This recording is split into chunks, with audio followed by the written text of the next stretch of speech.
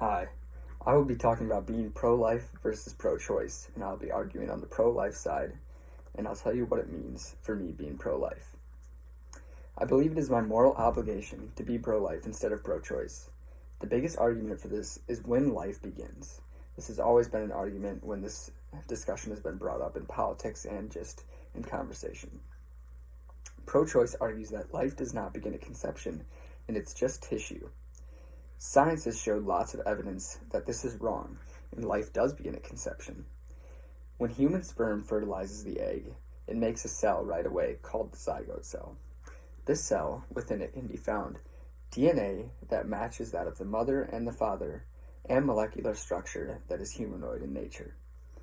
The zygote also has DNA characteristics that are different from any other human on Earth or that has ever been. These characteristics make the baby unique. It shows that it's not just a woman in her body, and there actually is a baby in there. Because pro-choicers will say that it is just a woman in her body, but you have to remember there is another body in there. At 22 days, an ultrasound can find a heartbeat and a baby can be detected. I fall on the side of science, and I believe that life does start at conception, and I think that abortion is murder, and I hope people learn to see it as such.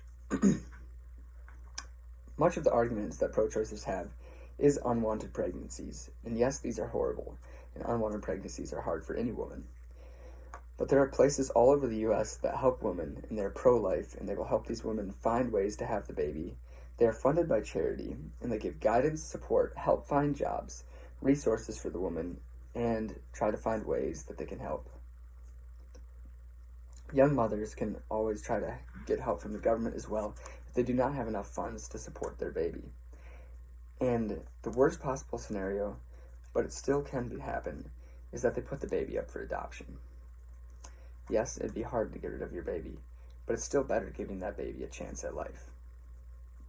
Life is precious and should be treated as such. My next point is why Planned Parenthood was founded, and many people do not know the reasons. Planned Parenthood was founded by a lady named Margaret Sanger who lived in the 1900s. She has said many dark and just awful quotes in her past. One of these quotes is, quote, "The most merciful thing a large family does to one of its infants is to kill it." Chapter 5 of Women in the New Race. Another quote, and the main reason Planned Parenthood was started that many people don't know about, was in a letter she wrote to a colleague stating why it was started. Quote, "We don't want it to get out that we want to exterminate the Negro population." Unquote. Her plan was to focus on the African American population, as many of them were in poverty in the nation at that time and were having tons of unwanted pregnancies and babies that they just couldn't support as a family because they didn't have the resources, they didn't have help from the government at that time. And so she made a reason for them to kill their babies because she wanted to exterminate their population because she was a just well-known racist and a huge supporter of the Ku Klux Klan, in fact. The amount of babies Planned Parenthood has killed is astonishing as well, and many people do not realize the numbers of infants that would have grown to who knows what they would have done with their lives. In 2016, 623,471 babies were killed by Planned Parenthood, and since 1970, the records show that over 46 million babies have been killed by Planned Parenthood. That would be over 1/6 of the population of the U.S. With all these people being born into society, who knows what inventions and what things they could have solved, like cancer or something big like that. People who are pro-choice see woman's body as just their choice.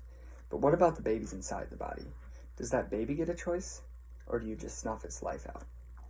And half of those babies in the womb we have to assume are females, so what about those females' bodies? Do they get a choice? Do they get a chance at life?